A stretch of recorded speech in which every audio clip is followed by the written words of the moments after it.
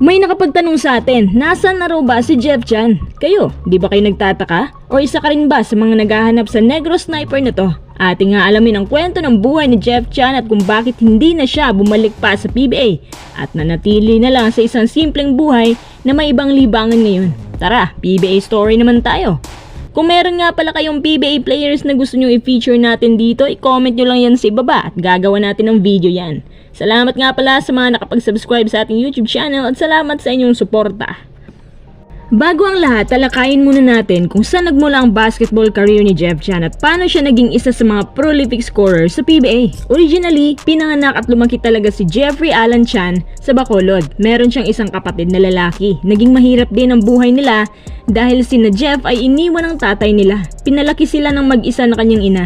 Sa murang edad pa lang napansin ng kanyang pamilya na parang may katangkaran itong si Jeff at lumaki siya na sinubaybayan ng kanyang kamukha na si Alan Kaidik na isang shooter din. Tila ba nagustuhan niyang sport na to at nagsimula mag-ensayo sa University of St. Lasal. Actually, doon niya nakuha ang kanyang shooting form na kaliwete at naging isa sa mga best shooters sa paaralang yon. Kaya siya na rin ang nagrepresenta sa mga tournaments at iba't ibang competitions. At bilang resulta, nakukuha niya halos lahat ng shooting titles at naging tanyag pang lalo ang eskwelahan dahil sa kanya. Lingid po sa inyong kalaman, naging miyembro din siya ng Adidas Streetball Challenge sa Western Visayas at palarong pambansa. Dahil sa shooting abilities niya, naimbitahan siya sa mga samot-saring training camps. Pagkatapos niya mag-high school sa USLS, sa FEU naman siya pumasok na kung saan isa siya sa mga tumulong na makamit ang ika-18 title ng FEU Tamaraws.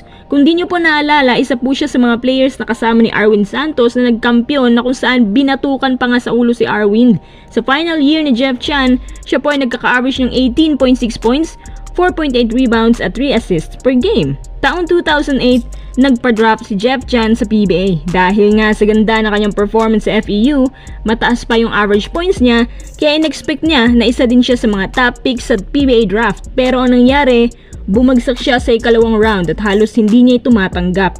Pero ang snub sa kanya ang kanyang naging motivation para mas husayan pa at ipagpatuloy ang nasimulan. Kinuha po siya ng Red Bull Barako at nakapag-sign ng 2 taon sa kanila. Sa kanyang debut game, nakakuha agad siya ng 15 points at 23 points naman sa sumunod na game laban sa Alaska at nanalo sila. Mas lalo pang tumaas ang kumpiyansa ni Chan nung nawala si Cyrus Baguio sa kanilang team at si Jeff Chan ang isa sa mga threats sa PBA hanggang sa na-trade siya sa Rain or Shine noong 2009.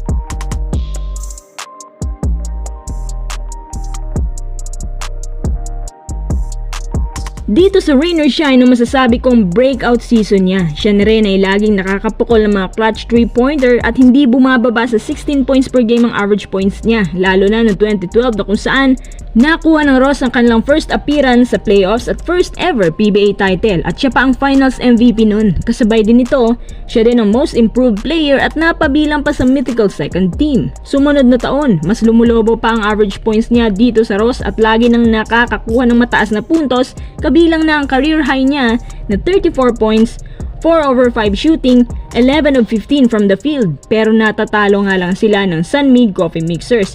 Ito din yung mga panahon na nakuha ng Sunmig ang kanilang Grand Slam. Hanggang sa dumating ang kinatatakutan ni Jeff, ang injury. Nagkaroon siya ng hyperextended elbow at lubang naapektuhan ng kanyang shooting. Pero nung gumaling na siya, bumalik ulit ang kanyang shooting form at nakuha na naman ng Ross ang kanilang ikalawang championship. 2017, nagkawatak-watak ang Ross at ang mga main characters ng Ross ay nahiwalay na rin gaya ni Coach Yang Giao, Paulie at later on na-trade na rin siya sa Phoenix Fuel Masters. Hanggang dito, patuloy pa rin umaambag si Jeff Chan ng as high as 27 points. Kaya naman, kinuha siya ng Hinebra na kung saan nakakuha ulit siya ng isa pang PBA title at napabilang na rin siya sa 5,000 point club at 800 career 3-pointer.